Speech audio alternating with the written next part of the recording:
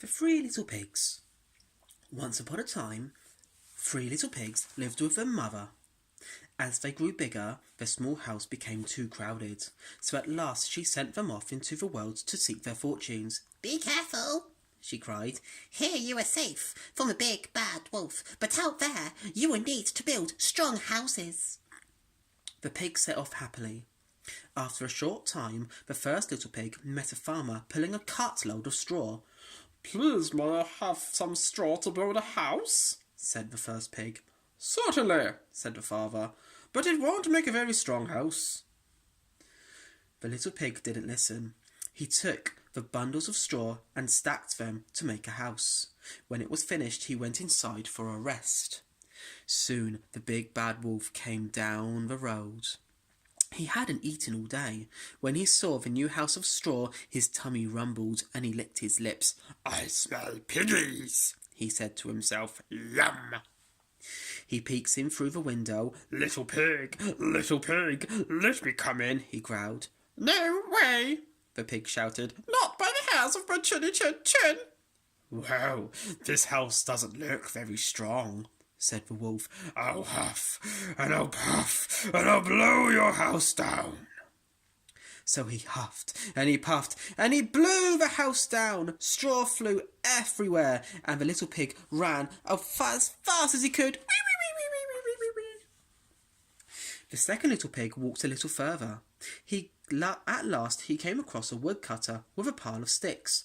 "Please, could I have some sticks to build a house?" the little pig asked. "Certainly," said the woodcutter. "Take as many as you like, but they won't make a very strong house." The second little pig didn't listen. He picked up the sticks, as many as he could carry, and he took them to a clearing. He piled them up to make a cosy house. When it was finished, he went inside and settled down with a cup of tea. The big bad wolf was cross and hungry. When he saw the house of sticks, his tummy rumbled and grumbled and he licked his lips. "I smell piggies," he said to himself. "Yum, yum." He pushed his nose against the door. Little pig, let me come in," he growled. "No way," the second pig shouted. "not by the hairs of my chinny chin chin." "Well, this house doesn't look very strong," said the wolf. "I'll huff, and I'll puff, and I'll blow your house down." And so he huffed and he puffed and he blew the house down. The sticks tumbled to the ground and the little pig ran away as fast as he could. The third little pig walked a little further until he saw a builder with a pile of bricks. The builder was just finishing work. "Please, could I have some bricks to build a house?" the third pig asked. "Certainly," said the builder. "Those are left over. Take as many as you want." So the third pig carried the bricks away to build a beautiful house.